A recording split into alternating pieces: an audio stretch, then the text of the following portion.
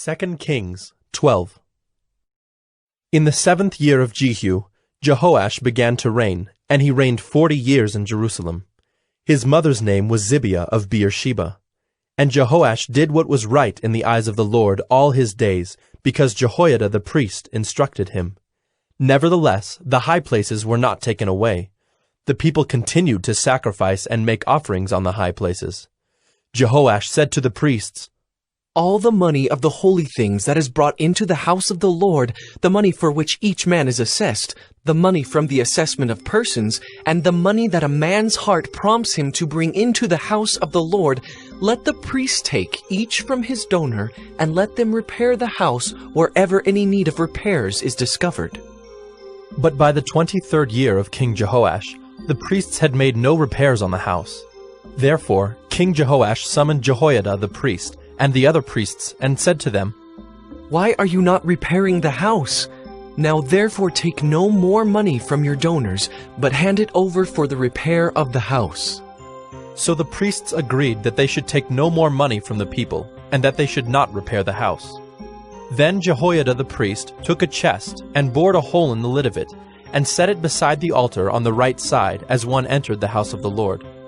And the priests who guarded the threshold put in it all the money that was brought into the house of the Lord. And whenever they saw that there was much money in the chest, the king's secretary and the high priest came up, and they bagged and counted the money that was found in the house of the Lord.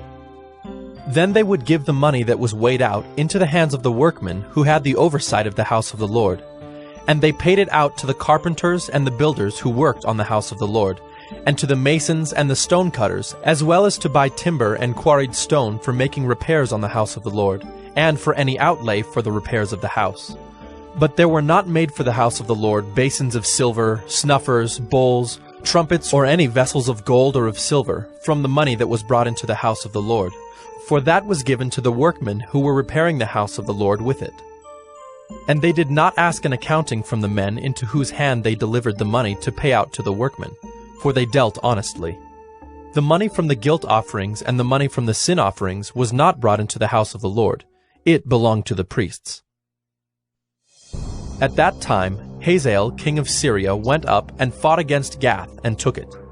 But when Hazael set his face to go up against Jerusalem, Jehoash, king of Judah, took all the sacred gifts that Jehoshaphat and Jehoram and Ahaziah his fathers, the kings of Judah, had dedicated, and his own sacred gifts, and all the gold that was found in the treasuries of the house of the Lord, and of the king's house, and sent these to Hazael, king of Syria.